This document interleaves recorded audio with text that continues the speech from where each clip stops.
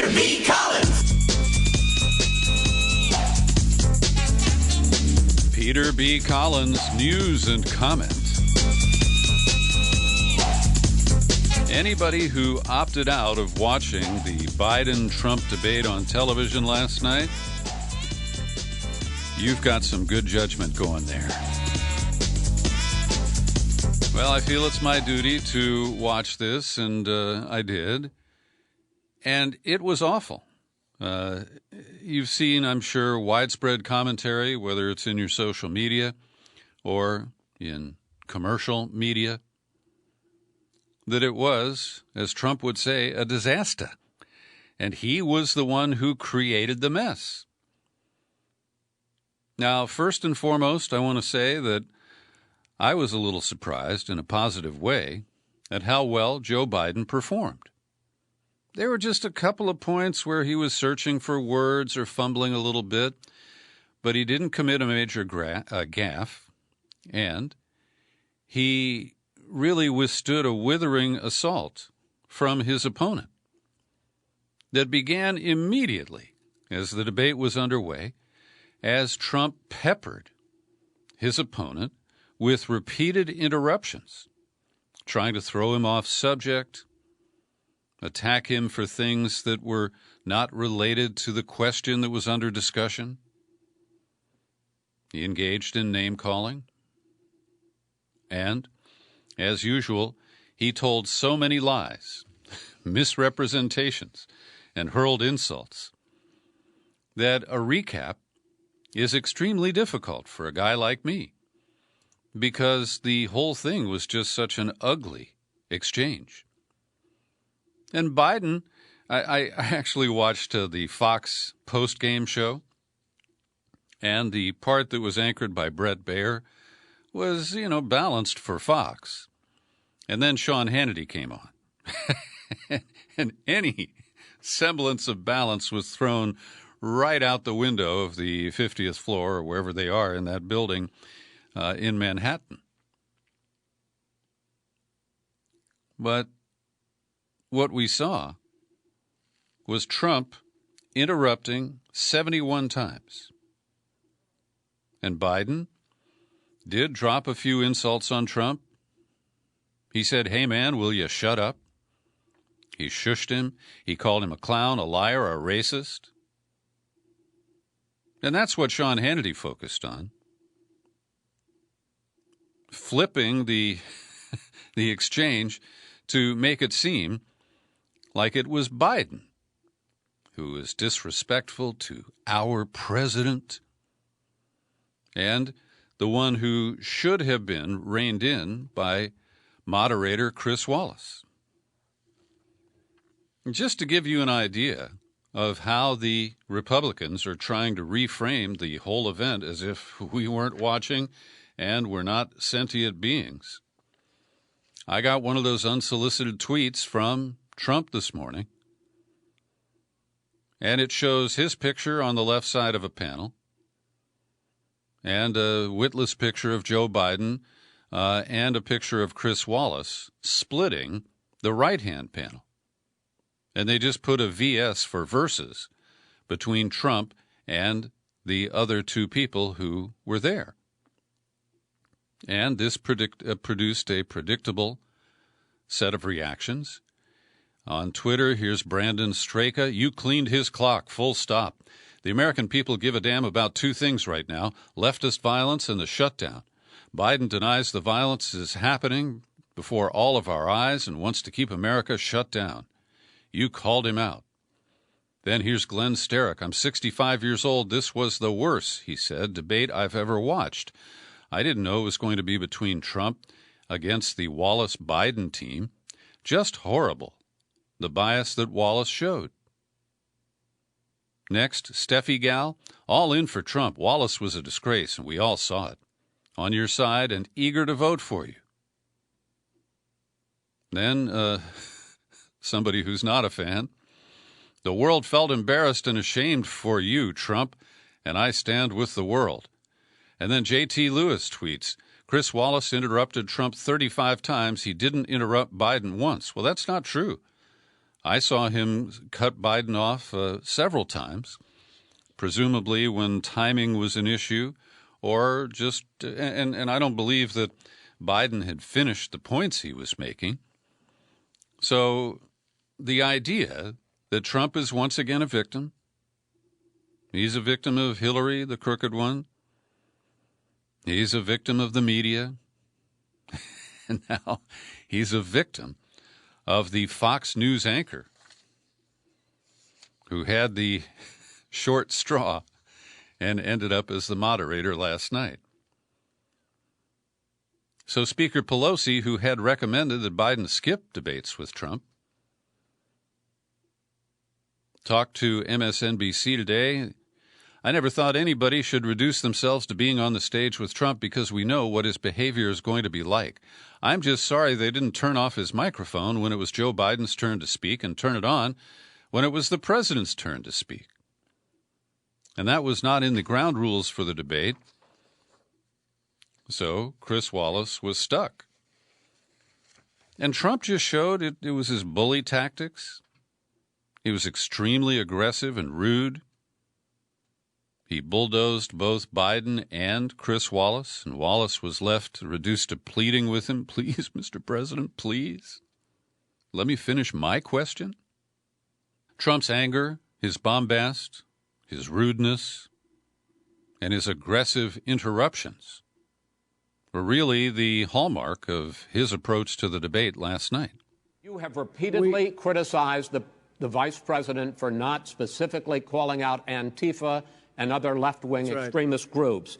But are you willing tonight to condemn white supremacists and militia groups and to say that they need to stand down and not add to the violence in a number of these cities, as we saw in Kenosha and as we've seen in Portland? Sure, are you I'm prepared to specifically do it? Well, go ahead, sir. I would say almost everything I see is from the left wing, not from the right wing. So what are you saying? I'm willing to do anything. I want to see peace. Then do it, sir. Say it. Do it. Say it. Do you want to call him? What do you want to call him? Give me a name. Give me a white name. Supremacists and who would right you like me to condemn? White supremacists and right Proud Boys. Stand back and stand by. But I'll tell you what. Somebody's got to do something about Antifa and the left, because this is not a right-wing problem. This is a left-wing. FBI director This is a left-wing problem. White supremacists. Antifa's an idea, not an organization. Oh, you got to be not kidding. militia. That's what his FBI, FBI director Gentlemen, said. Well, then you know what? No, we're done, sir. So that gives you an idea of the verbal mayhem that was exhibited in the debate last night. And I loved hearing the Fox toadies talk about how Trump was aggressive, assertive, he was strong, and that's what people want. But I think he seriously miscalculated. And even big old Chris Christie, who I caught on ABC, he said, well, Trump was too hot. He did, of course, attack Biden first because he has to prove his loyalty to the Don. But the Commission on Presidential Debates announced today it would add unspecified additional structure to the remaining face-offs between Trump and Biden, saying more orderly discussion is needed. You think? And that mic switch is one place to start. The next presidential forum is scheduled for Miami in a couple of weeks, and it's supposed to be a town hall format. So that's kind of a free-for-all to begin with. And you know that Trump will take advantage. Now, I actually think it's counterproductive. Although we'll get to the polling in a moment, and it doesn't appear that anything matters. That people's minds are generally made up, and they're not going to change them no matter what. Tax returns, this kind of a performance. The Trump cult is a very loyal group. So there was so much in this debate that I want to... here's another quote. Last night's debate made clear that additional structure should be added to the format of the remaining debates to ensure a more orderly discussion of the issues. They will be considering the changes that will be adopted and announce them shortly. So 71 interruptions for Trump, 22 for Biden, according to a count from the Washington Post. And yet, people saw what they wanted to see. Those who are loyal to Trump believe that he's entitled to interrupt because he's angry over Russiagate. He's angry over the impeachment. And they justify his schoolboy behavior in a situation where the teacher can't keep him after class or rap his knuckles with a ruler. And VP candidate Kamala Harris said Trump is dog whistling through a bullhorn after he refused to condemn white supremacist and armed militia groups during the debate. Quote, the President of the United States in the year of our Lord 2020 refuses to condemn white supremacists. And that is true. When, he kept pressing Joe Biden to say things that Trump felt would separate him from the progressive wing of the Democratic Party. And several times, after Biden said certain things, Trump said, well, you just lost your left. You just lost your left wing. And that appeared to be the strategery that Trump was attempting to employ. And Trump kept trying to get Joe Biden to just recite law and order, law and order, law and order.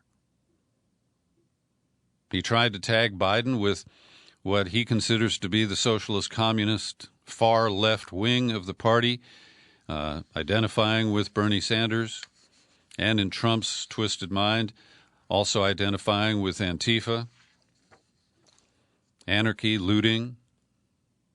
It's all the same ball to him. But Trump really went into the red face zone and got very worked up when the topic was mail-in voting. He lied repeatedly. You've heard many of the lies before, that there are 80 million ballots out there, that dogs are voting. They found ballots in a waste paper basket 3 days ago. They all had Trump on them. We covered that yesterday. That's in an all-Republican county in Pennsylvania where that occurred. He said they found ballots in a creek in Wisconsin. But they were part of a whole batch of mail that included junk mail and first-class mail and magazines and everything else. There's no evidence that that was any kind of voting fraud or manipulation or intervention. So Trump has created this whole firestorm where he is going to lose because it's rigged. And when explicitly asked, he dodged the question 3 times, would you call on your armed, white supremacist, armed supporters? Did I say armed? I did twice. Like the Proud Boys. Will you separate yourself from them, and will you agree to accept the result, the certified result of this election? And Trump ranted and raved and dodged the question. And when Chris Wallace followed up and asked if he denounced violence by white extremist group, he said sure. And then today, in an exchange with reporters before leaving the White House, Trump claimed he doesn't know anything about the Proud Boys. And this is such a frequent gambit on his part. When people run into trouble, he suddenly has amnesia. I never met Paul Manafort, did I? And here he is, true to form. I don't know who the Proud Boys are. I mean, you'll have to give me a definition because I really don't know who they are. I can only say they have to stand down. Let law enforcement do their work. But last night he said that they should stand back and stand by. And the Proud Boys took that to mean that he is embracing them and that he wants them to be locked and loaded, ready to hit the streets if he doesn't get what he wants from this election. And he implies that he wants it right away on election night. And he tried in Florida in 2018 to armchair quarterback the counting of the votes there and saying that the vote count should be stopped and just use the election night total. Even though the Republicans won both the governorship and the Senate seat that were contested in that election. So he's way out of control. And his pretense that he doesn't know anything about the Proud Boys, you know that's bullshit. And he's also said he doesn't know much about QAnon. We have a story coming up about a Democratic member of Congress who's receiving death threats spawned by QAnon and egged on by a Republican campaign committee. And when he, once again, said that he's not willing to commit to accepting the outcome of the election, he urged his supporters to go into the polls, watch very carefully, suggested that Philadelphia is a dark and dirty place where all kinds of chicanery will occur. The New York Times quotes Judith Kelly, dean of the Public Policy School at Duke. This is the type of comment that international observers typically would latch onto as an attempt at foul play. And the dean has studied international election monitoring. As far as the rest of the world, this is the kind of comment we would expect in a more authoritarian environment. Certainly not in a country that purports to be a beacon of democracy. So get this. Now, this is hard. This is no kind of a scientific poll. All right? This was Telemundo asking its viewers to tweet who they won the debate. And, of course, it's not accurate to any extent. It's a snapshot of emotion. But that vote of those Latino viewers was 66% saying that Trump won the debate. CNN's poll showed that Biden won the debate by 60 to 28%. CBS had a closer number, 48% viewing Biden as the winner, 41% saying Trump prevailed. And in a new Ipsos poll that I just got a few minutes ago, it's not clear if this was conducted after the debate. It appears actually it's a pre-debate survey. Anyway, things have not changed. 9 in 10 Republican voters, that's 89%, say they will support Trump. 91% of Democratic likely voters say they're voting for Biden. What's interesting is the undecided numbers are quite low now. For Democratic likely voters, it's 4%. For Republican likely voters, it's 3%. For independent likely voters, it is 6%. And this is interesting. 6% of all adults say that they don't plan to vote. But only 1% of those are registered voters, and 0% are likely voters of either party. Trump's approval rating is unchanged at 42%. So we have a severely divided country. Whatever happens with this election is going to be close.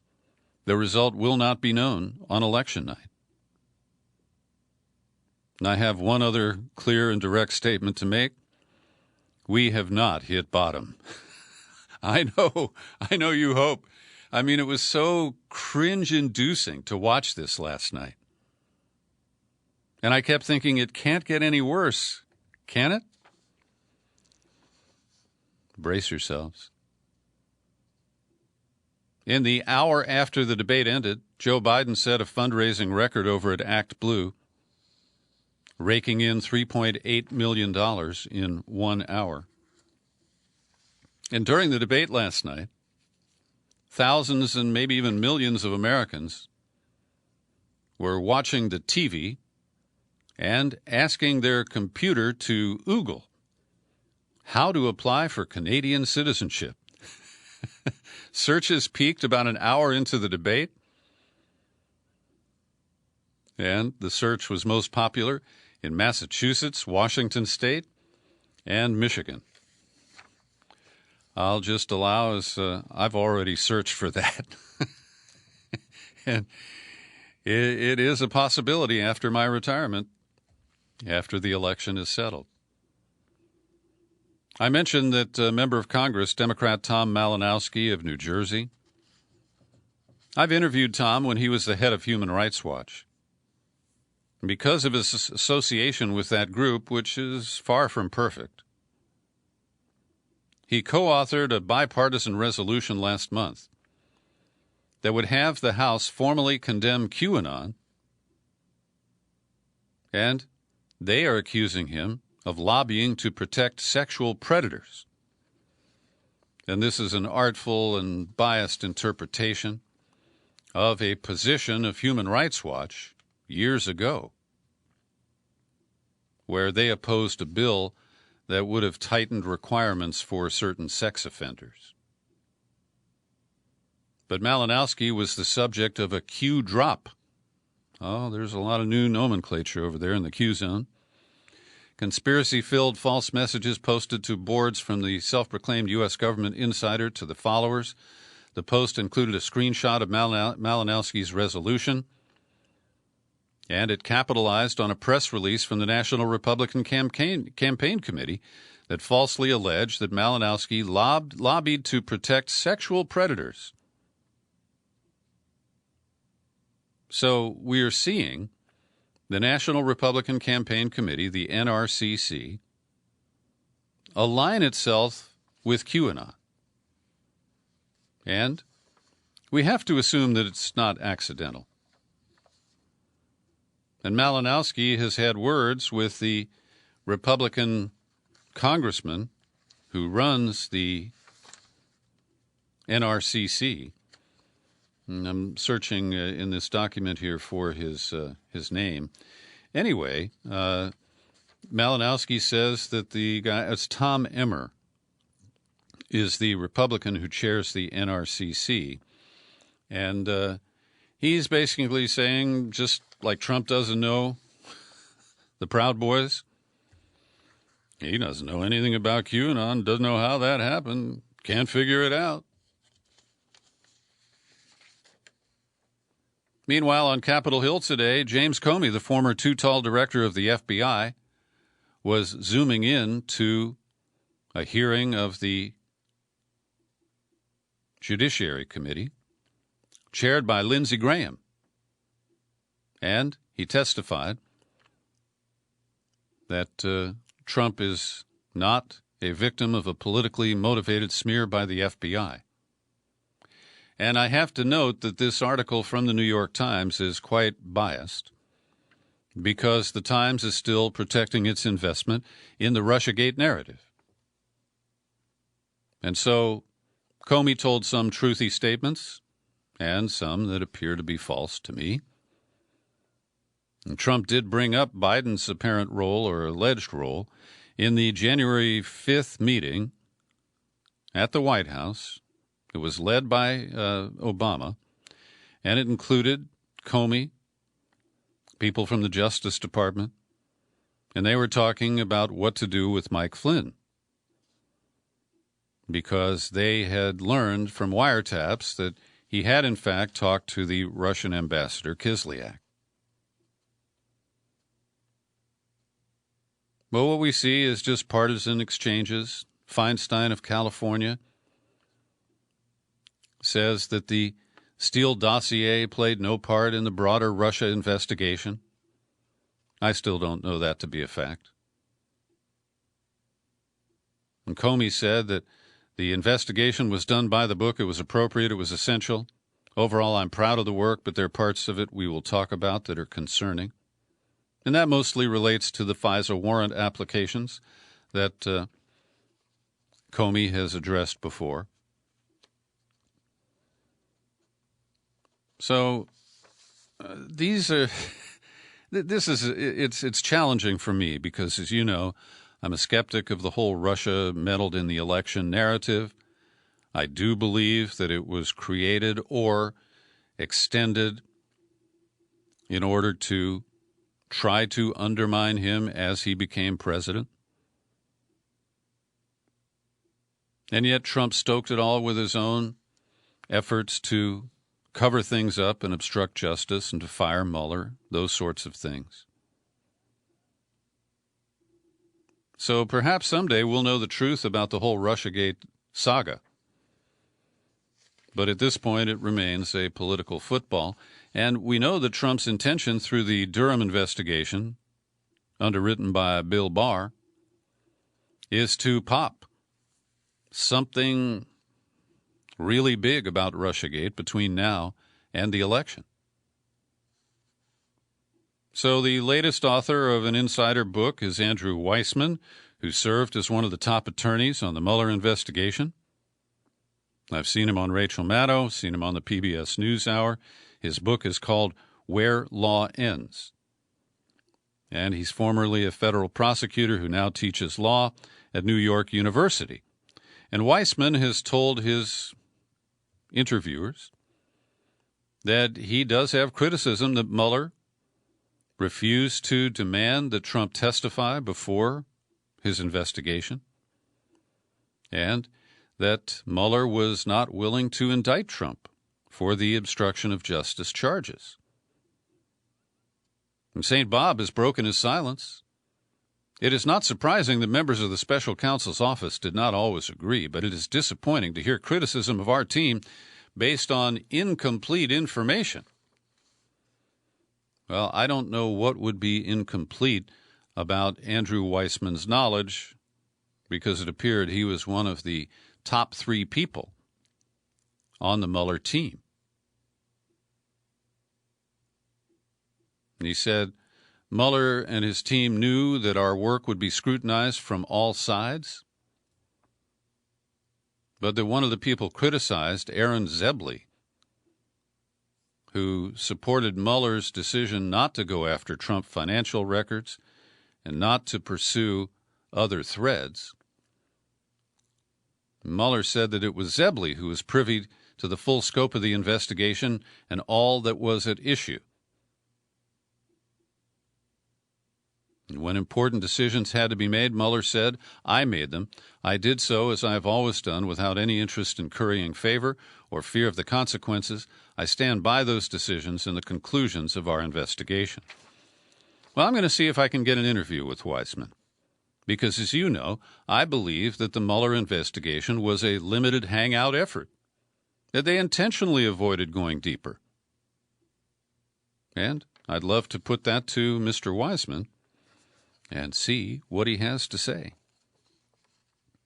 Bill Binney sent me some information. You know, he's the former technical director at the National Security Agency, and he resigned in protest over the implementation of the Stellar Wind program back in 2001, which was capturing all of our telephone metadata.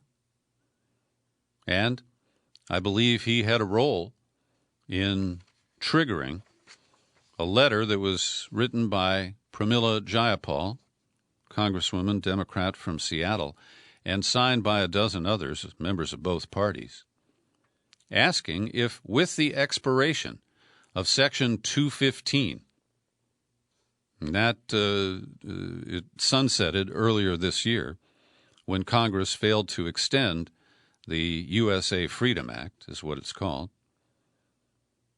And they are asking in this letter, with the expiration of 215, we are concerned that the executive branch may be once again using questionable legal theories of executive authority to justify the illegal surveillance of the American people.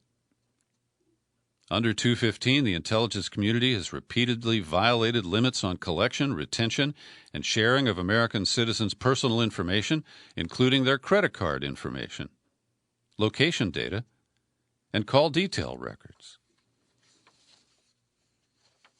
So we'll see where that goes. I'm glad that they are pursuing that information. In a rare setback on immigration issues for Trumpco and Stephen Miller, the administration appears to have given up its efforts to impose their Christian values on pregnant teenagers who are in custody of the immigration teams in this country. And the Office of Refugee Resettlement, which has been run by a Christian zealot who directly intervened to block access to abortions when requested by young women in custody. Well, after a lengthy legal battle, the Department of Health and Human Services has agreed that they will drop their efforts to try to block access to abortion by these young women in their custody.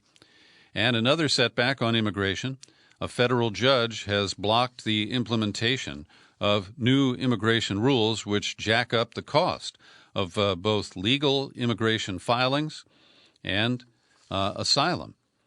And for example, the fees for immigrants applying to become U.S. citizens have nearly doubled from $640 to $1,170. They imposed a $50 fee for asylum seekers, many of whom have absolutely no money. And so these are other ways that they're trying to throw up new barriers to immigration. There's also a practical impact.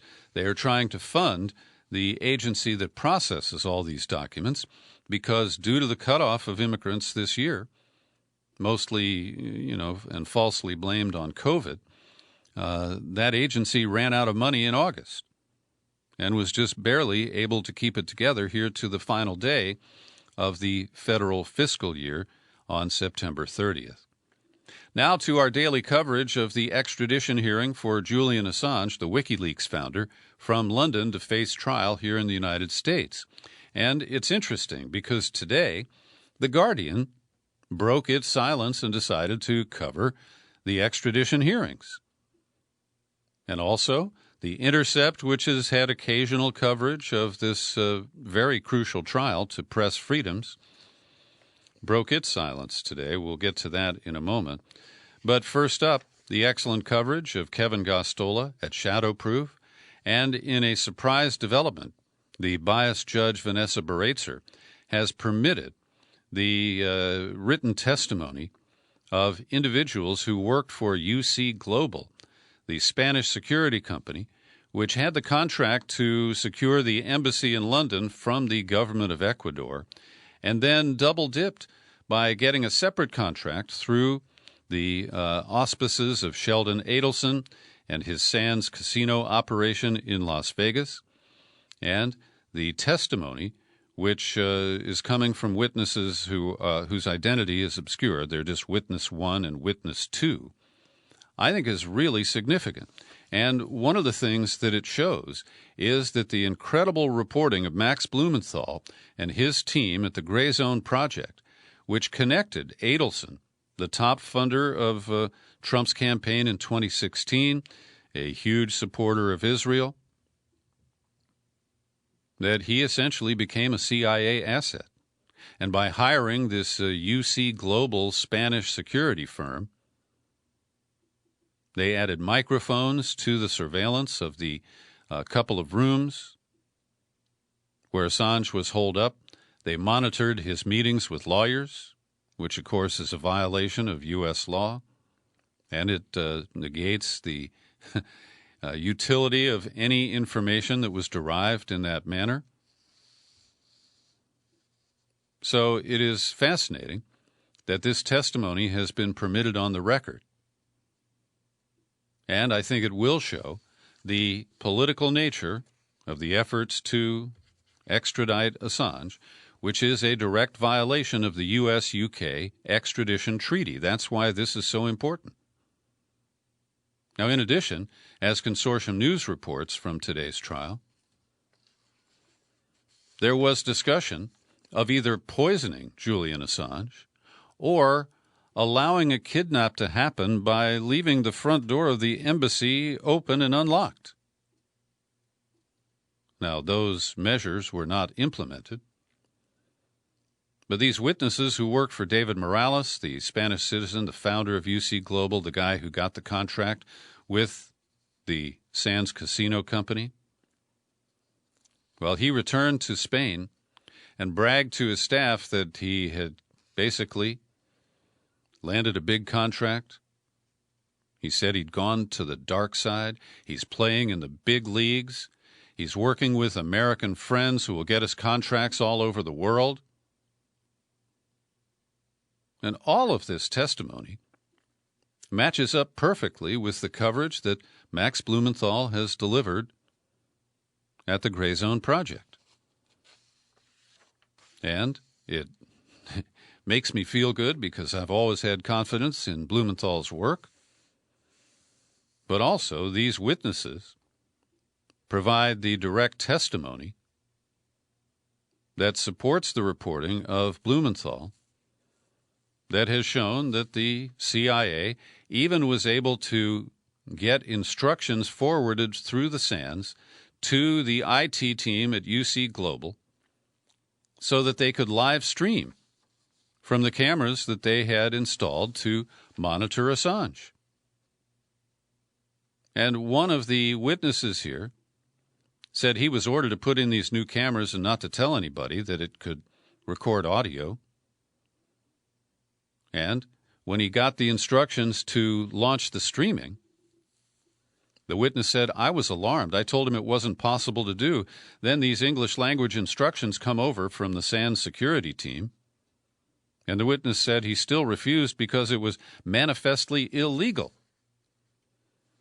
And when some of the underlings were instructed to get a diaper loaded with poop from one of Assange's young kids, the witness said he refused and instead alerted the mother, Stella Morris, not to bring the child back to the embassy. So this, to me, is stunning testimony. And Craig Murray, one of the hand-picked or handful of people who is permitted to monitor the proceedings from the upstairs of the courtroom at the Old Bailey, he said Tuesday was another day on which the testimony focused on the extreme inhumane conditions in which Julian Assange would be kept imprisoned in the USA if extradited. The prosecution's continued tactic of extraordinary aggression toward witnesses who are patently well-informed played less well, and there were distinct signs that Judge Baratzer was becoming irritated by this approach. And he said, contrary to natural justice, the U.S. government's continued reliance on affidavits from U.S. Assistant Attorney Gordon Kromberg and Board of Prison psychiatrist Dr. Allison Lukefield is grossly unfair because these two individuals are permitted to submit written testimony, but they are not subject to being called as witnesses, and they cannot be cross-examined by the defense. And the lawyers for the U.S. government keep using these statements from Kromberg and Lukefeld to argue with witnesses from the defense. So he presents some of the capture of testimony between a witness who is a former manager of federal prisons, who basically contradicts the memo from Kromberg, which asserts that Assange would be able to get mail, he might be able to talk to other people, he wouldn't strictly be in solitary confinement, and other things that were quite easily disproven. And I mentioned that The Intercept, which has not been covering the trial on a regular basis, broke its silence, and in a piece by Micah Lee, who admits his own bias that he doesn't like Assange and doesn't support what he did at WikiLeaks. The article shows that, also it cites the reporting of shadow proof, which means that Micah Lee may not have been watching the trial himself through a video link.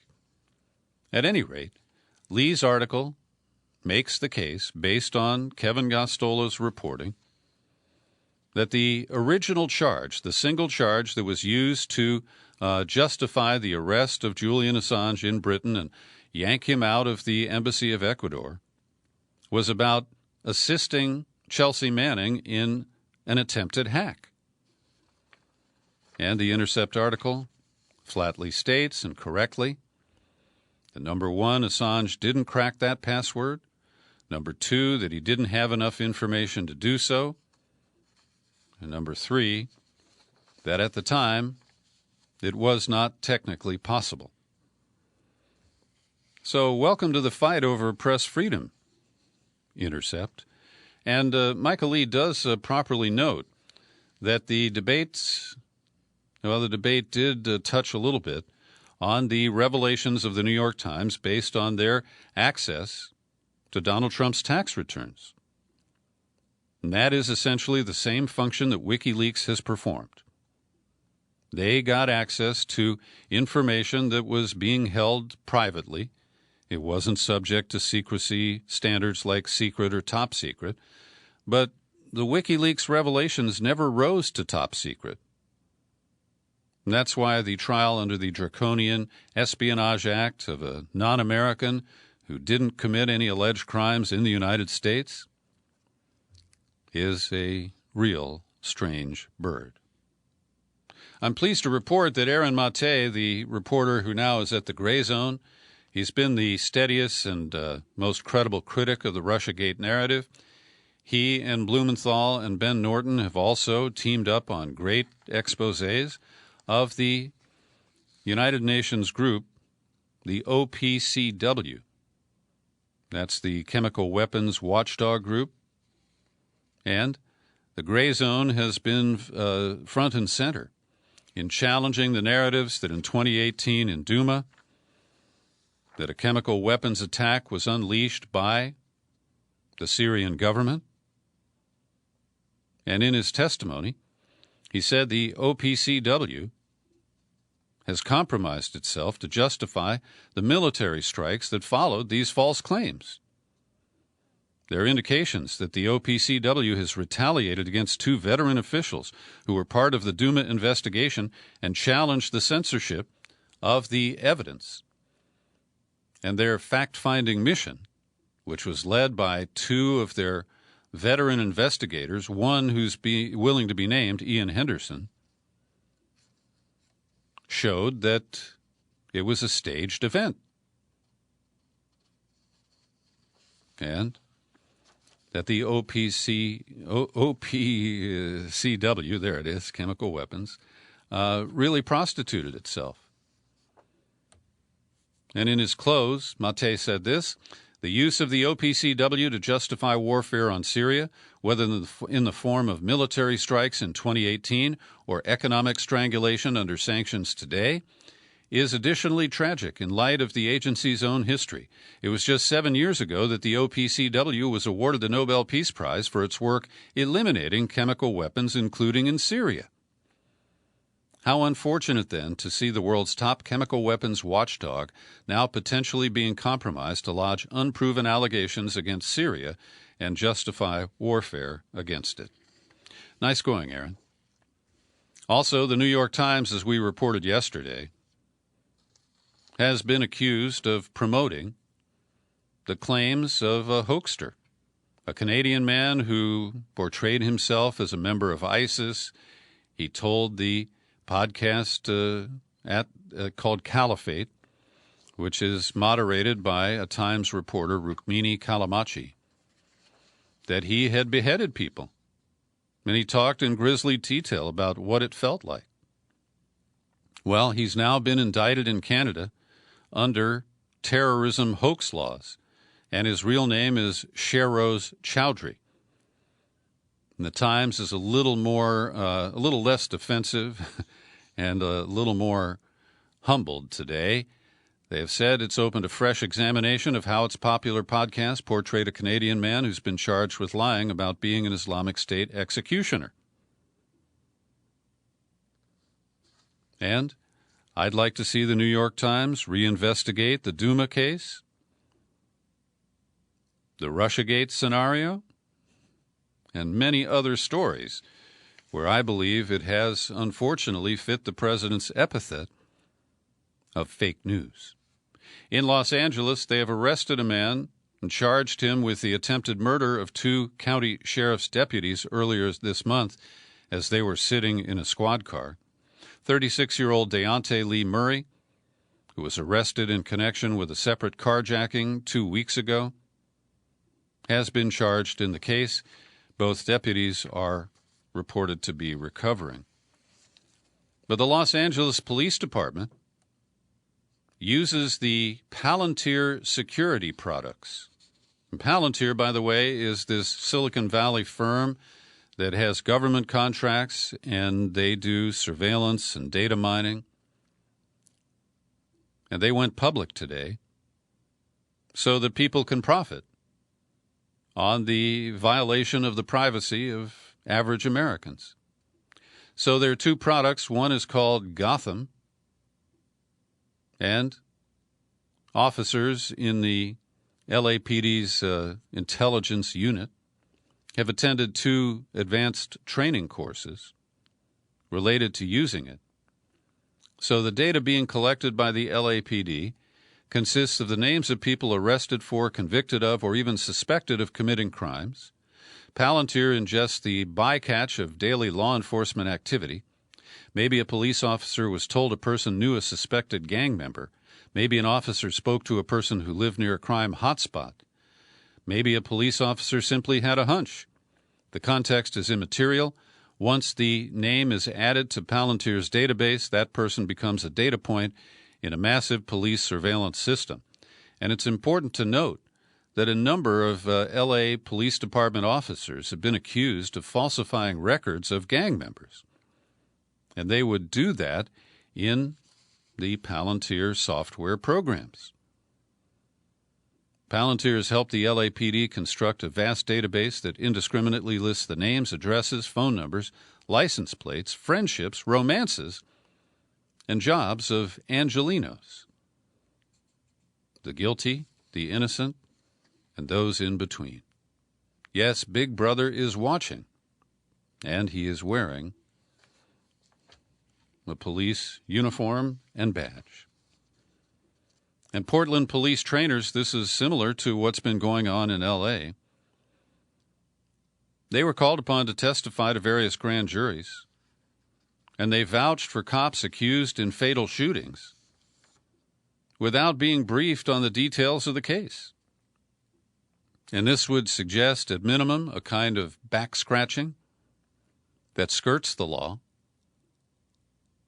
but maximally, it would suggest that cops lie for each other on the witness stand in grand jury proceedings. Would you ever believe that? I do. Yesterday I mentioned that Portland police officials last weekend, as the Proud Boys were gathering and a state of emergency had been declared, they agreed to allow police officers to be deputized as federal marshals. And they thought it was just for the weekend. But now the city is asking the U.S. Attorney's Office to remove the status from more than 50 cops who are part of a unit that typically responds to protests. The Portland city attorney said the city had been under the impression the status allowing officers to make arrests that could lead to federal charges was temporary. But the U.S. Marshals Service says that the designation will continue through the end of the year, or even for a full year. Nobody seems to know. And Ted Wheeler, the mayor who's up for re-election, and it's not looking too good for him, he said a key feature of the designation is that anyone who assaults a federally deputized officer could be subject to federal charges. Fortunately, Wheeler said, I am confident the county district attorney will continue to prosecute anyone who assaults or otherwise harms police officers or others. Here's today's COVID-19 update, and this one is not edited by Linda Lewis. She's taking some well-deserved time off. So I cobbled this together for us. The statistics today show 43,000 new positive tests for COVID-19, and nationally 918 deaths. And as I've reported, these statistics vary all over the place. This week we've had death reports as low as in the 300 range, and here on Wednesday it's up to 918. And once again, it points out that these figures could be massaged and managed for political purposes. There are some new coverage about the drug remdesivir, which is manufactured by Gilead, and it was developed with $71 million of U.S. taxpayer money. And it is being deployed as one of the few treatments for COVID-19 that is believed to have some impact. But clinical studies have reinforced questions about the effectiveness of the drug and who is best suited to receive it. The most conclusive evidence shows it reduces hospital stays from 15 to 11 days, but does not significantly reduce the odds of dying of the coronavirus. The drug clearly has some kind of benefit, says Walid Gellad, a physician and director at the Center for Pharmaceutical Policy at the University of Pittsburgh. But it's not really clear how great of a benefit it is. Everyone is waiting for better mortality data. He said, still, if you looked at the data and asked yourself, would I want to be on it? Most people would say yes. And that's the implication that it's better than nothing. But Gilead is under fire for pricing a 5-day course of the medication at over $3,000. And this is the company that is heavily profiteered on treatments for hepatitis, I think it's Hep C, where a course of treatment costs over $70,000. So we know that Trump's not concerned about profiteering by these pharma companies, but I am, and we will continue to monitor these medications and the cost of them. New report today of interference by the White House task force with the Centers for Disease Control and Prevention. The CDC has extended its order to the cruise industry to keep ships docked until mid-February. It's called the no-sail policy, and it expires today. And the embattled leader of the CDC, Dr. Robert Redfield, has recommended the extension to February. But at a meeting on Tuesday at the White House, Dr. Redfield's plan was overruled. The administration will instead allow the ships to sail after October 31st, the date the industry had agreed to in its own voluntary plan. Well, good luck with that, Carnival and Princess and all the other cruise lines. If people want to go on your ships, I wish them all the best. But after what we saw with the COVID princess, the Grand Princess, that was stranded off San Francisco for weeks when Trump would not let them come ashore back in January and February, I wouldn't go anywhere near a cruise ship. Here in California, we have two recently raging wildfires. The one in the wine country continues to displace people. Over 60,000, now 70,000 people have been evacuated. And 150 miles to the north in Shasta County, there's a fire that broke out just a couple of days ago called the Zog Fire. It has killed 3 people and destroyed nearly 150 buildings. And we do not know the origin of that fire. And they're among 30 wildfires of significance that continue to burn here in California. And Trump mentioned that the real problem isn't climate change, it's forest management. And if he really believes that, well, he should order the, the National Park Service and the Department of the Interior to deal with the federal controlled forests in California, which is about 60% of the wildlands in our state. A victory for free speech by the Students for Justice in Palestine at Columbia University. Despite the laws that have been passed in 30 states and congressional action nationally condemning and demonizing people who support boycott, divestment, and sanctions aimed at Israel. Students for Justice in Palestine successfully passed a referendum on campus urging the people who manage the university endowment to disinvest from Israel because companies that profit from or engage in the State of Israel's acts toward Palestinians fall under the UN International Convention on the Suppression and Punishment of the Crime of Apartheid acts against Palestinians. 61% of students who participated in the vote supported the referendum, 27% opposed it, and 11% abstained. And the university president, Lee Bollinger, told the students, I can see his wagging finger, we don't make those decisions by referendum. And finally today, the visionary Mark Zuckerberg has announced that Facebook Messenger and Instagram have merged. And I'm not a big fan of Instagram. I do use Messenger mostly to communicate privately with Facebook contacts. But I really resent the bundling of these different services. And I'm really irritated right now at Google because they own YouTube. And if you have more than one YouTube account, it's got to be linked to a separate Gmail account. And then you got to remember the right password. And the accounts get mixed up. The wrong video gets posted on the wrong page. And it's all to service the dominance of companies like Google and Facebook. Thanks for listening to my daily news and comment podcast. You're free to share it everywhere.